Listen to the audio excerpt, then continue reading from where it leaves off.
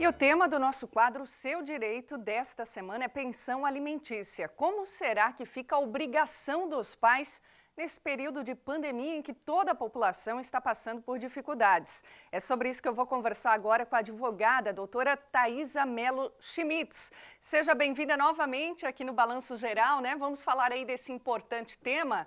E muita gente, doutora, já questionando, né, se nesse período em que muita gente está perdendo emprego, empresas estão fechando, é possível ter uma suspensão da pensão alimentícia. Uma boa tarde. Boa tarde, Danúbia. Muito obrigada pelo convite. Então, essa suspensão da pensão alimentícia, ela não é automática, portanto, não é possível. O que é possível é o pai ou a mãe que paga a pensão acionar judicialmente através de uma ação chamada revisão de alimentos. Eles devem comprovar a diminuição do oferimento de renda, perdeu o emprego, perdeu a possibilidade de trabalhar e não tem uma renda. Aí sim o juiz pode verificar o caso concreto e diminuir esse valor pago, mas a suspensão não é possível. Bom, pelo menos a revisão, né?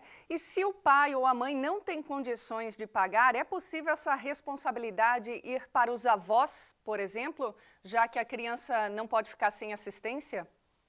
Sim, é perfeitamente possível. Em casos excepcionais, os avós podem ser chamados à responsabilidade de pagar os alimentos. Porque, veja, os alimentos é uma necessidade do menor. Ele precisa para sobreviver, para se alimentar, para crescer, para sobreviver. Então, se o pai não está se comprometendo e não está efetivamente pagando esses alimentos, pode ser estendido aos avós e aos parentes próximos, alguém que eventualmente possa ter condição de pagar esses alimentos nesse período de pandemia. Agora, doutora, quem é autônomo, por exemplo, a situação é mais complicada, né? Eu acho que é muito mais a questão da revisão ou da suspensão, que não é possível, né? Mas quem é autônomo e não tem como pagar, então, e a avó ou o avô também não tem como pagar, como é que fica a situação? Se eventualmente uma excepcionalidade, a mãe continuou trabalhando e o pai perdeu o emprego, a mãe pode, durante esse período de pandemia, arcar com os custos sozinha, mas nada impede de, após o período de pandemia, ela acionar judicialmente esse pai e cobrar esses valores atrasados, porque nós não estamos falando de suspensão ou de deixar de pagar, apenas um acordo porque o pai não tem condições nesse momento. E os avós ou os parentes próximos também não. Lembrando que a criança não pode ficar desvinculada, ela não pode ficar abandonada. E se o pai ou a mãe que detém a guarda, que precisa pagar a pensão, não fizer, é configurado o abandono. Né? Aí, inclusive, eles podem acionar judicialmente pelo abandono afetivo, abandono patrimonial, tem que ter esse pagamento dessa pensão durante esse período. Inclusive, se tem uma coisa, né, uma das poucas coisas que dá prisão no Brasil é a questão da falta de pagamento da pensão alimentícia, né? Exatamente. Contudo, a Lei 14.010 de 2020, ela suspendeu a prisão até 30 de outubro para quem está devendo os alimentos. Não significa que ele não vai ser cobrado, porque a mãe pode acionar judicialmente através da ação de execução de alimentos. O pai é intimado para pagar em 3 dias sob pena de ser preso, e essa prisão, ela está sendo domiciliar, né, por conta da pandemia do coronavírus. Mas o débito, ele continua, então se o pai está sem pagar desde março, por exemplo, ele está 5 meses em atraso, correndo juros, atualização, honorários, enfim. Então, a partir de outubro, essas prisões podem acontecer se a pandemia se extinguir. Importante a gente esclarecer isso. Doutora, quais são os tipos de guardas?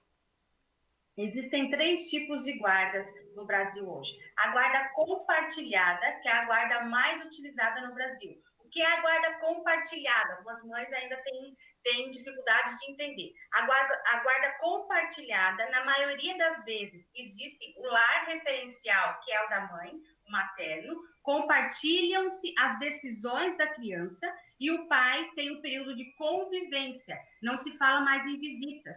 Período de convivência normalmente se pega na sexta-feira, devolve-se no domingo ou na segunda, e além disso, existe um dia da semana fixado entre eles, ou através do juiz, para que o pai também conviva com essa criança. compartilham as decisões. O pai paga a pensão para a criança, através da mãe, e compartilham as decisões.